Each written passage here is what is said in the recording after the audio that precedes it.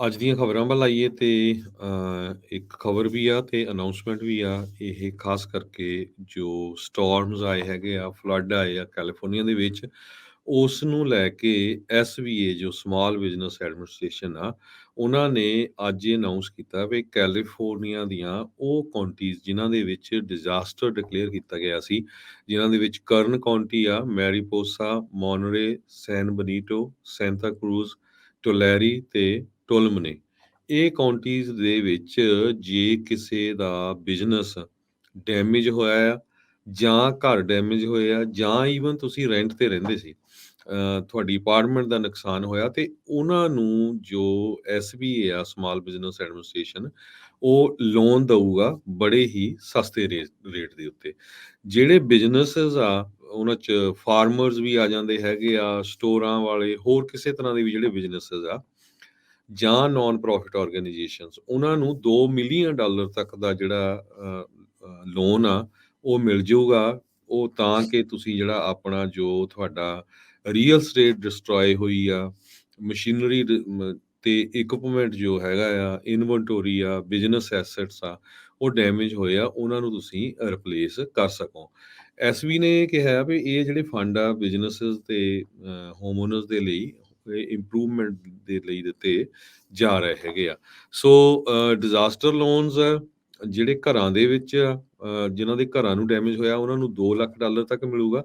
ਤੇ ਉਹਦਾ ਜਿਹੜਾ ਇੰਟਰਸਟ ਰੇਟ ਬੜਾ ਸਸਤਾ ਰਹੂਗਾ, 2.375% ਤੇ। ਇਸੇ ਤਰ੍ਹਾਂ ਜੇ ਕੋਈ ਰੈਂਟ ਤੇ ਰਹਿੰਦਾ ਸੀ,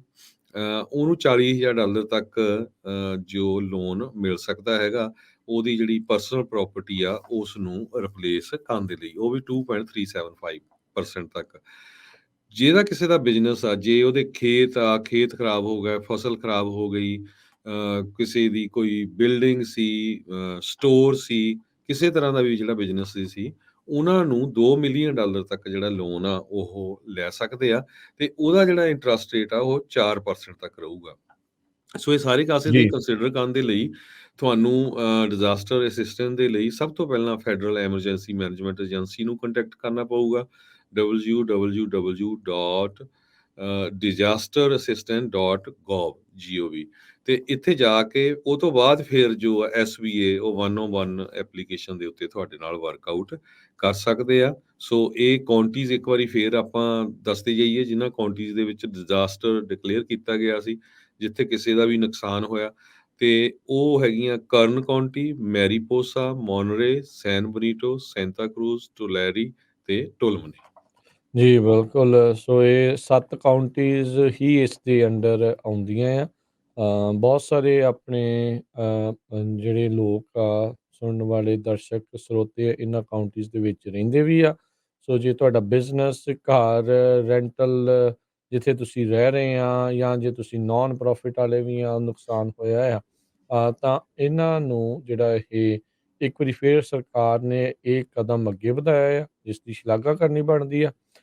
ਤੇ ਉਸ ਤੋਂ ਬਾਅਦ ਦੇ ਵਿੱਚ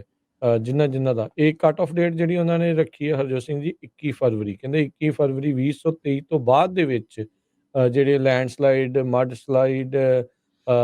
ਜਿਹੜੀਆਂ straight line winds, flooding, winter storms ਦੇ ਨਾਲ ਜਿੰਨਾ ਇੱਥੇ ਇਹਨਾਂ ਕਾਉਂਟੀਜ਼ ਦੇ ਵਿੱਚ ਨੁਕਸਾਨ ਹੋਇਆ ਆ, ਉਸ ਦੇ ਤਹਿਤ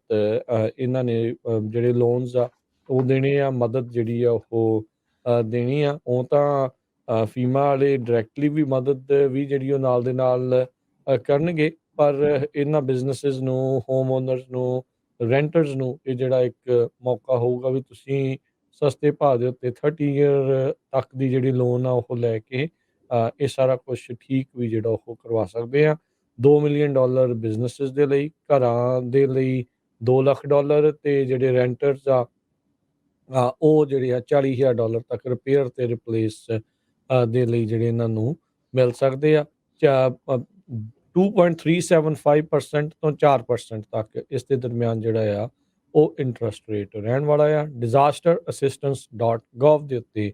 ਜਾ ਕੇ ਜਿਹੜਾ ਆ ਤੁਸੀਂ ਆਪਣੇ ਆਪ ਨੂੰ ਪਹਿਲਾਂ ਉੱਥੇ ਜਿਹੜੀ ਜਾਣਕਾਰੀ ਹੋਰ ਕਰਕੇ, ਰਜਿਸਟਰ ਕਰਕੇ, ਕੰਟੈਕਟ ਕਰਕੇ ਇਸ ਕਦਮ ਨੂੰ ਜਿਹੜਾ ਆ ਉਹ ਅੱਗੇ ਵਧਾ ਸਕਦੇ।